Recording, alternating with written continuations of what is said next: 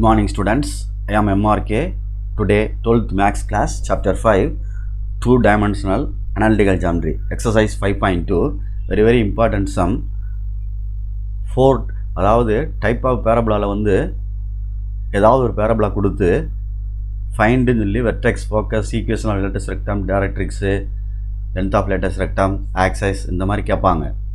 இதே மாதிரி ellipseல ரெண்டு இருக்கு types, ஹைப்பர்போலால ரெண்டு டைப்ஸ் இருக்குது, parabola 4 type, open rightward, leftward, upward, downward.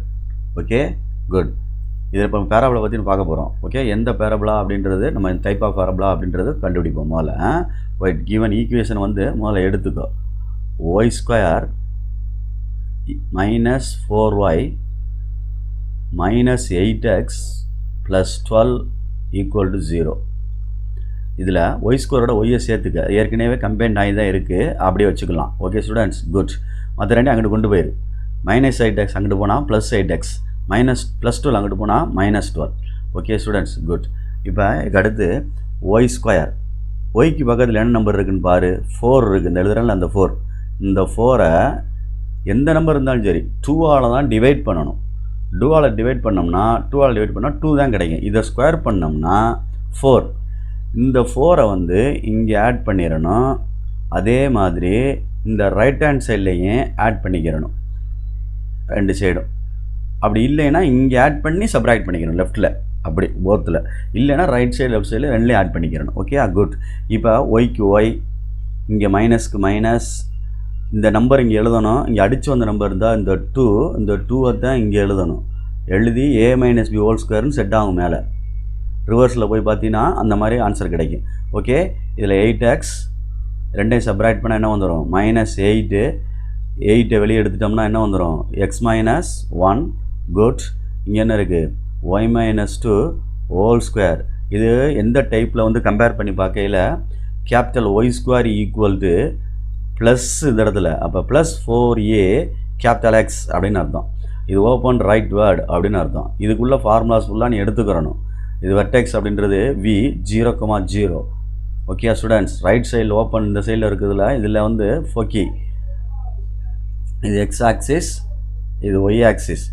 Right சைடில் ஆக்சஸ் மேலே பாயிண்ட் இருக்கனால, எக்ஸ் ஆக்சிஸ் மேலே பாயிண்ட் இருக்கனால a,0 பாசிட்டிவ். அது வெளியாக போகிறதுக்கு பேர் equation of latus rectum x equal to a.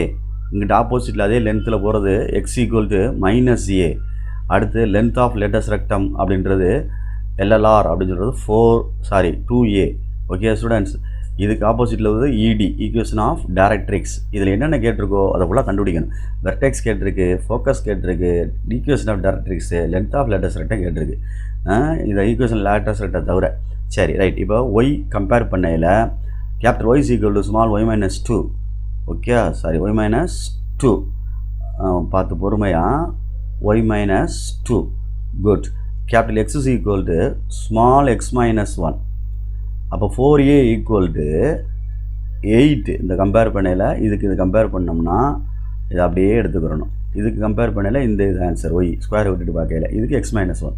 இப்போ a ஈக்குவல் டு 8/4 அடித்தா என்ன ஆயிரும், 2.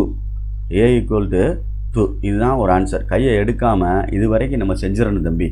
ஓகே, நெக்ஸ்ட்டு பேஜுக்கு போகையில் என்ன நடக்குது அப்படின்னு பார்ப்போம். ஓகே, ஃபஸ்ட்டு வந்து டேபிள் க்ரியேட் பண்ணணும். Okay students good. Tables create பண்ணிக்க டேபிள். இது வந்து என்னென்ன கேட்டிருக்குன்னு சொல்லி எழுதுறதுக்கு, இது வந்து கேபிட்டல் எக்ஸ் அண்ட் ஒய் எழுதுறதுக்கு, அடுத்து ஆன்சர் எழுதுறதுக்கு. Okay students good.